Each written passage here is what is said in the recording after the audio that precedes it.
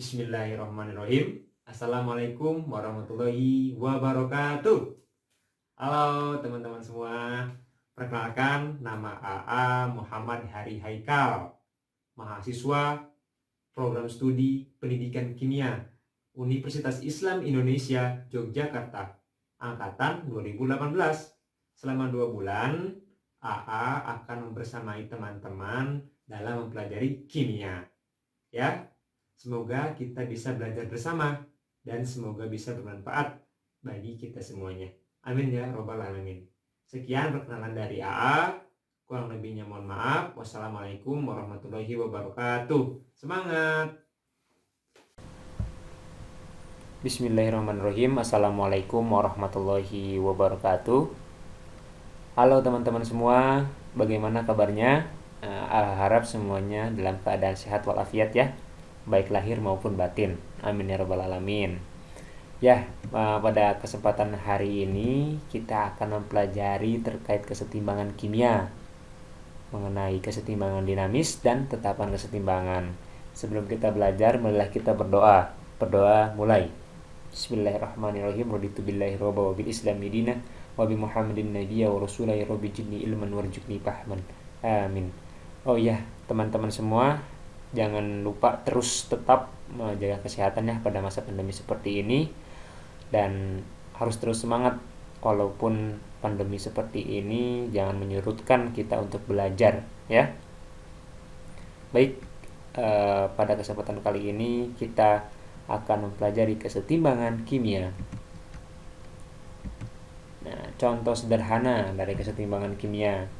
Nah, dari teman-teman pasti pernah merasakan dia berada di atas jungkat-jungkit ya pastinya. Nah, iya, ini merupakan contoh dari kesetimbangan kimia. Mengapa? Karena ini jungkat-jungkit ini itu mempertahankan pergerakannya ke kanan maupun ke kiri ya. Contoh lain, nah perhatikan video berikut ini. Terlihat seekor kucing yang sedang berjalan di atas eskalator yang sedang menaik. Apa yang terjadi pada kucing ketika kecepatan kucing turun sama dengan kecepatan eskalator yang menaik? Nah, apa yang terjadi teman-teman kira-kira? Ya, jawabannya posisi kucing tidak akan berubah, tetapi di dalamnya pasti ada pergerakan. Sebelum kita mempelajari kesetimbangan kimia lebih jauh, kita mempelajari tentang reaksi ya. Teman-teman sudah tahu bahwa reaksi. Setelah mempelajari beberapa reaksi, sudah mengenali beberapa reaksi. Nah, reaksi dibagi menjadi dua, ada reaksi irreversible dan reaksi reversible. Yang pertama, reaksi irreversible. Reaksi irreversible itu dapat dikatakan tidak dapat balik, reaksi yang terjadi pada satu arah dan produknya tidak dapat kembali menjadi reaktan. Ya, teman-teman tahu sebelah kiri itu identik dengan reaktan dan sebelah kanan identik dengan produk. Itu cirinya ya. Dan reaksi irreversible dicirikan dengan tanda panah yang satu ke kanan ini ya. Contohnya ada HCl ditambah NaOH menjadi NaCl tambah H2O. Nah, ini disebut dengan reaksi satu arah. Contoh lainnya ada reaksi pembakaran, reaksi neutralisasi, mungkin ada korosi pada besi. Nah, selanjutnya yaitu reaksi reversible. Reaksi reversible atau dapat dikatakan yaitu reaksi yang dapat balik, reaksi yang terjadi pada dua arah yang berlawanan dalam waktu yang bersamaan. Nah, identik dengan tanda yang bolak-balik kanan kiri ya. Contohnya ada pembuatan amonia, pembuatan belerang trioksida, N2 ditambah 3H2 menjadi 2NH3. Nah, menunjukkan reaksi berjalan dua arah ke kanan dan ke kiri ya. Teman-teman dipahami bahwa reaksi itu ada reaksi irreversible dan reaksi reversible. Selanjutnya yaitu kesetimbangan dinamis. Keadaan di mana reaksi berlangsung terus-menerus dan kecepatan membentuk produk sama dengan kecepatan membentuk reaktan. P1 sama dengan P2. Nah, pada lihat di grafik ini. Nah, awal mula reaktan pada konsentrasi yang tinggi atau maksimum. ketika direaksikan dia akan menurun. Dan pada produk awalnya dia pada kondisi minimum, setelah direaksikan dia akan menaik. Nah, pada kondisi tertentu konsentrasi produk dan reaktan sama. Ini yang dinamakan dengan kesetimbangan. Nah, ciri-ciri kesetimbangan dinamis yang pertama itu reaksi berlangsung terus-menerus. Dinamis atau sering dikatakan dinamis ya, terus-menerus itu dengan arah yang berlawanan. Yang kedua terjadi pada ruang tertutup, suhu dan tekanan yang tetap. Yang ketiga, laju reaksi ke kanan atau maju sama dengan laju reaksi ke kiri atau balik, walaupun jumlah pereaksi dan hasil reaksi tidak sama. Tidak terjadi perubahan makroskopis. Makro itu besar ya, yaitu perubahan yang dapat dilihat, tetapi terjadi perubahan mikroskopis yang perubahannya itu tingkat partikel tidak dapat dilihat. Kelima yaitu setiap komponen tetap ada. Baik, selanjutnya yaitu mengenai grafik kesetimbangan. Nah, contoh misalnya reaksi dari P tambah Q menjadi R tambah S. Ya, dalam reaksi itu otomatis kan reaktan berkurang dan produk bertambah. Nah, diperolehlah 3 kemungkinan grafik sebagai berikut. Ya, yang pertama misalnya konsentrasi produk itu lebih dari konsentrasi reaktan. Nah, dicirikan dengan grafik seperti ini. Konsentrasi molar dipersuskan waktu. Di sini sumbu Y-nya itu konsentrasi atau molar ya. Molar itu maksudnya satuannya, dan waktu di sini satunya second. Nah, P dan Q merupakan reaktan, sedangkan R dan S merupakan produk ya. Nah, yang kedua, ketika dihasilkan produk konsentrasi produk itu kurang dari konsentrasi reaktan ya. Nah, grafiknya seperti ini. Dari kondisi minimum, terus karena konsentrasi produknya kurang, seperti ini grafiknya. Dan yang ketiga, konsentrasi produk sama dengan konsentrasi reaktan. Nah, jadi ketika reaktan itu sama konsentrasinya dengan produk ya. 3 kemungkinan yang terdapat dalam grafik kesetimbangan. Selanjutnya yaitu macam-macam kesetimbangan berdasarkan jumlah fasa atau wujud zat ya. Teman-teman sudah mengenalkan fasa zat itu ada 4 ya. Ada liquid, ada solid, ada aqueous, dan ada gas.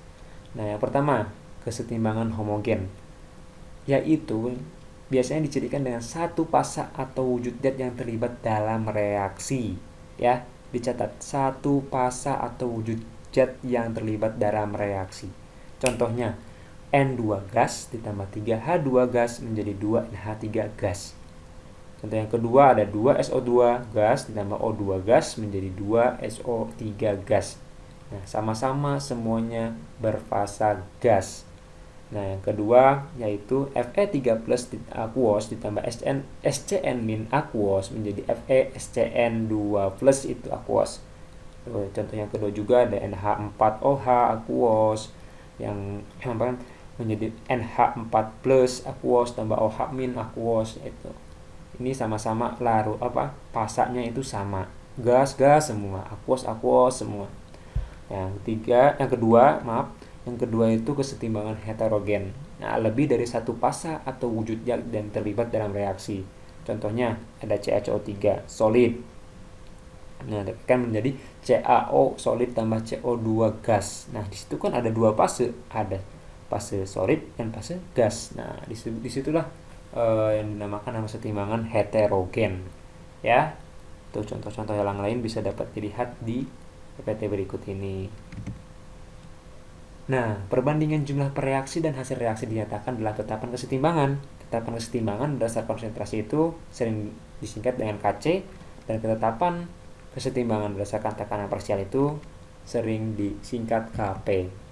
Nah, yang pertama, marilah kita mempelajari tetapan kesetimbangan konsentrasi atau Kc.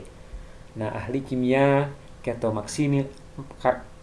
Maximilian Goldberg dan Peter Weitz ya menyatakan bahwa hukum kesetimbangan itu dalam keadaan setimbang pada suhu tertentu, hasil perkalian konsentrasi produk dibagi perkalian konsentrasi reaktan yang masing-masing dipangkatkan koefisiennya mempunyai nilai konstan. Nah, dan kata lain, tetapan kesetimbangan atau KC dapat dituliskan sebagai perbandingan antara konsentrasi produk dengan konsentrasi per reaksi, serta koefisien reaksi dimasukkan dalam ungkapan tetapan kesetimbangan dalam bentuk pangkat dengan tetap memperhatikan fase zat. Ya, jadi dipengaruhi oleh jadi gini teman-teman, kesetimbangan kimia tetapan kesetimbangan konsentrasi atau KC itu hanya dipengaruhi oleh konsentrasi zat yang berwujud larutan aquos dan gas, atau sering disimbolkan dengan AQ dan G. Nah, contohnya seperti ini. N2 gas ditambah 3H2 gas menjadi 2NH3 gas.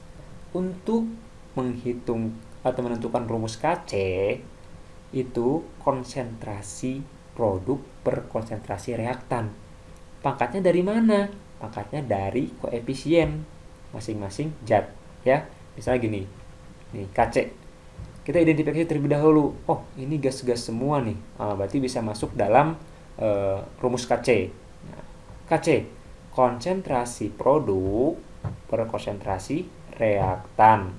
Nah, karena di sini 2 koefisiennya, otomatis pangkat 2 per reaktan sebelah kiri, produk sebelah kanan, ya. N2 konsentrasi N2 dikalikan konsentrasi H2.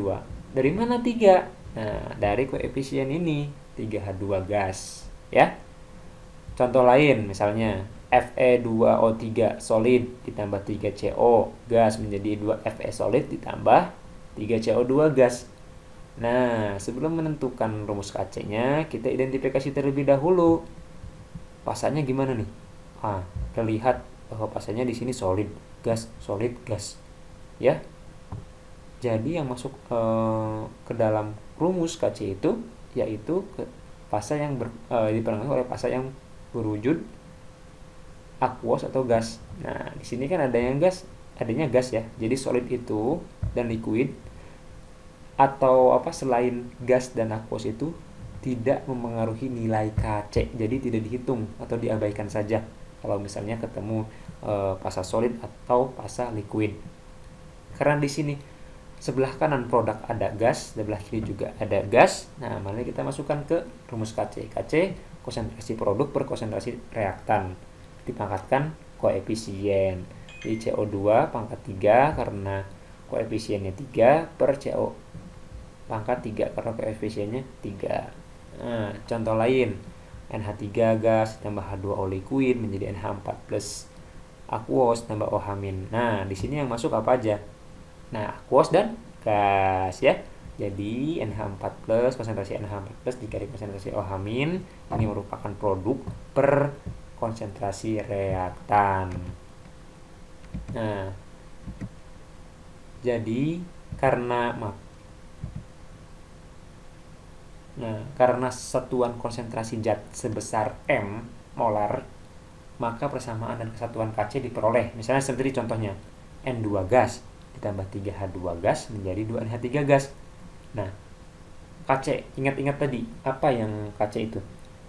Konsentrasi produk per konsentrasi reaktan, dipangkatkan dengan koefisien. Jadi, KC-nya itu otomatis NH3 pangkat 2. Nah, 2-nya dari sini. NH3 kan produk, ya, produk per konsentrasi reaktan. Satuan KC M pangkat 2 per M kali konsentrasi M kali M pangkat 3. Satuan KC-nya M pangkat min 2. Dari mana, Pak? Dari M pangkat 2 per M kali M pangkat 3 itu kan M pangkat 4. Karena pembagian itu kan pangkatnya dikurangkan. 2 min 4 jadi min 2. Contoh 2, CaCO3 solid ditambah Ca menjadi CaO solid tambah CO2 gas, ya. Jadi yang karena KC itu hanya dipengaruhi oleh gas dan aquos, kita identifikasi, oh di sini gas, berarti yang masuk hanya CO2, satuannya KC dan KC-nya itu konsentrasi M dan satuan KC-nya itu M, ya teman-teman. Baik, Sampai situ dulu, mari kita simpulkan bersama-sama.